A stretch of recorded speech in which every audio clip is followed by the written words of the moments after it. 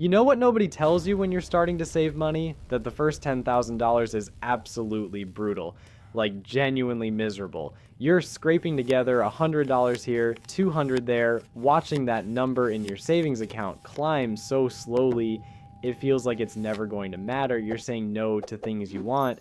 You're being careful with every purchase. You're doing everything right, and after months of discipline, you look at your account and you've got $3,000, maybe $5,000, and it just feels pointless. It feels like this will take forever. It feels like you're sacrificing your present for a future that's so far away you can't even see it. And here's what nobody mentions in that moment. You're right, it is miserable. The first $10,000 is the hardest money you will ever save, but something changes after you cross that threshold.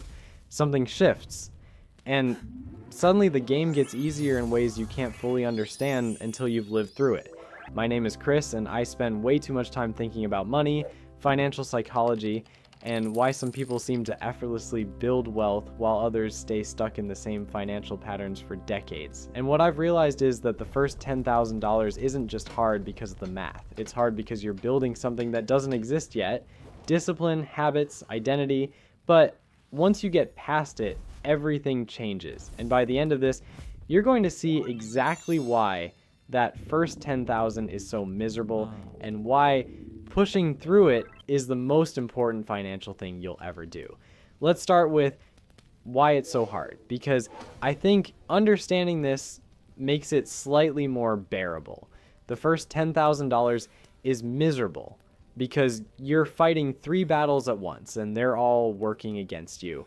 First, the numbers are tiny and progress feels invisible.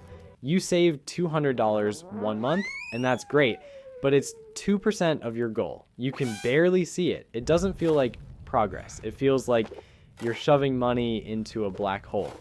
Second, you haven't built the habits yet.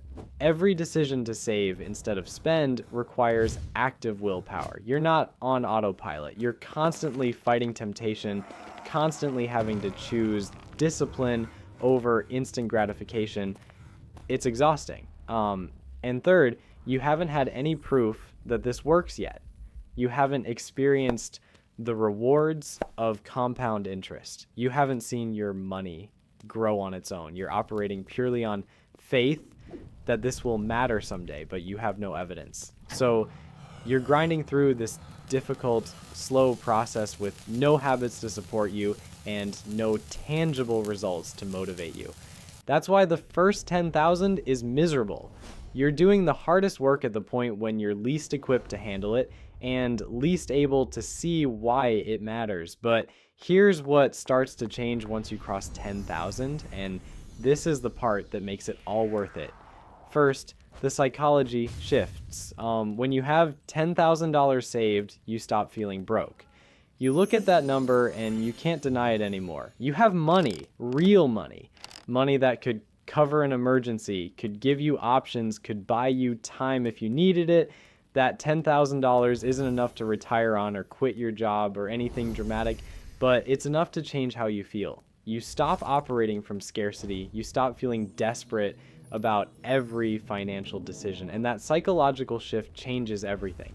You make better decisions when you're not stressed. You think more clearly. You're less likely to make impulsive purchases because you're not trying to fill some emotional void anymore. You have proof that you're someone who can build wealth, and that identity shift is incredibly powerful. Second, the habits are in place now. It took months, maybe a year or more, to get to 10,000, and during that time, you built systems. You figured out how to live below your means. You automated your savings. You learned how to say no to things you don't really need. And now those behaviors aren't requiring constant willpower anymore. They're just what you do. They're automatic. So the effort required to keep saving drops dramatically. The first 10,000 required constant discipline. The second 10,000 happens almost on its own because you've already built the machine. You're not fighting yourself anymore. You're just letting the system run. Third, and this is huge, compound interest starts to become visible.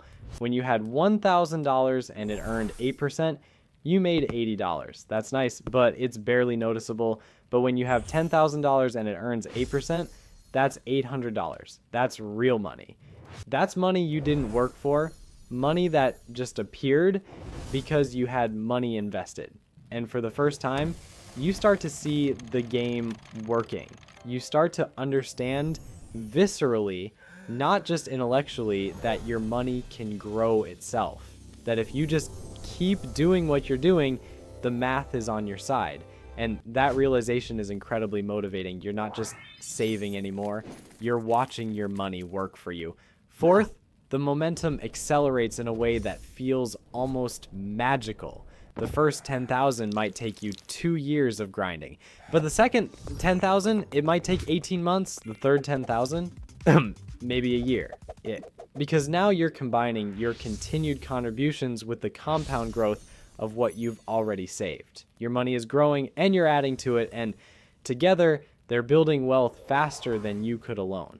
This is what people mean when they say the first 10,000 is the hardest. It's not just that the habits are harder to build, it's that the math genuinely works against you at the beginning and for you later. Every dollar you save now grows faster and works harder than the dollars you saved early on, simply because it has less time to compound.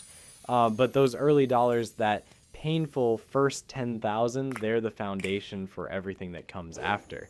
And here's the part that really gets me. The thing I wish someone had told me when I was struggling through my first few $1,000s. The misery of the first 10,000 isn't a sign you're doing something wrong. It's a sign you're doing something right. Everyone who builds wealth goes through this phase. Everyone feels like progress is too slow. Everyone wonders if it's worth it. Everyone has moments where they want to give up and just spend the money on something that feels more immediately satisfying. The difference between people who build wealth and people who don't isn't that wealthy. People didn't feel that way. It's that they pushed through it anyway. They kept going even when it was hard. They saved the first 10,000 even though it was miserable. And once they got past it, once they crossed that threshold and felt the momentum shift, they realized the hard part was behind them. Look, here's what you need to understand if you're in that painful first 10,000 phase right now. This is temporary. The misery is temporary. The slow progress is temporary. What's not temporary is the habits you're building and the foundation you're laying. Every dollar you save now, every time you choose discipline over instant gratification, you're not just building a savings account. You're building the person who becomes wealthy. You're proving to yourself that you can do hard things. You're creating systems that will run automatically for decades. And yes, it's hard. Yes, it feels slow. Yes, there are moments where it feels pointless, but if you quit now, you'll have to start over later, and it won't be any easier then. The first 10,000 is always miserable, but the second 10,000 is easier. The third is easier still, and by the time you hit 50 or 100,000, you'll look back at where you started and realize that the hardest part of your entire wealth building journey was that first brutal climb to 10,000. Push through it. Because on the other side is momentum, compound interest, psychological security, and a completely different financial life. And honestly, that's worth every bit of the temporary misery it takes to get there. If you're grinding through your first 10,000 right now, and this gave you the motivation to keep going, do me a favor and hit that subscribe button. And if you want to understand the exact mindset shift that separates people who build wealth from those who stay stuck, check out Rich versus Broke Thinking on the same $80,000 salary. I'll see you in the next one.